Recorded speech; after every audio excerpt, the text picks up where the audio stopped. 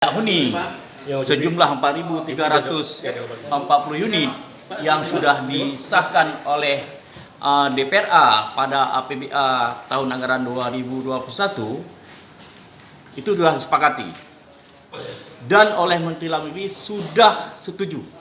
4.340 unit sudah setuju, tetapi setelah kembalinya hasil evaluasi Menteri Dalam Negeri oleh TAPA, ya, secara sepihak tanpa koordinasi dengan DPRA melakukan penghapusan sejumlah 3.650 unit rumah, ya, sehingga yang terakomodir hanya 780 unit rumah, ya.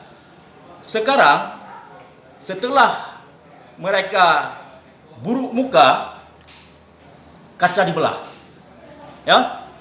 Ini adalah dosa besar. Dengan tidak adanya APBA perubahan, ini adalah kasus regulasi, kasus hukum yang menjadi otentik kami pegang bahwa dosa ini ada di pemerintah Aceh, ya, oleh tim anggaran.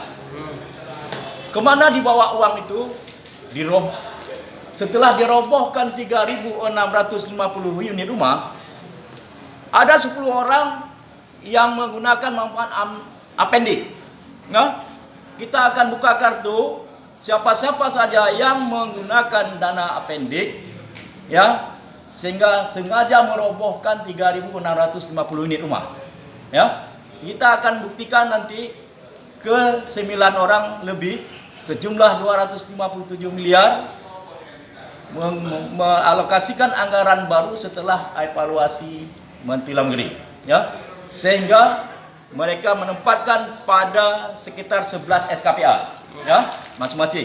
Ya, setelah kami lakukan evaluasi Pansus Biro Pengadaman Jasa, sudah ditemukan 179 miliar yang pada paket non tender, ya, beberapa paket, bahwa yang tidak dapat eksekusi hasil dari penjelasan oleh kepala SKPA tidak dapat eksekusi karena apendik, ya, karena tidak ada dalam peraturan gubernur RKPA, tidak ada dalam KUA PPS dan tidak dalam APBA, tetapi sepihak setelah pengesahan anggaran. Inilah kelancangan dilakukan oleh TAPA pada saat ini sehingga merugikan masyarakat, terutama rumah layak huni, ya.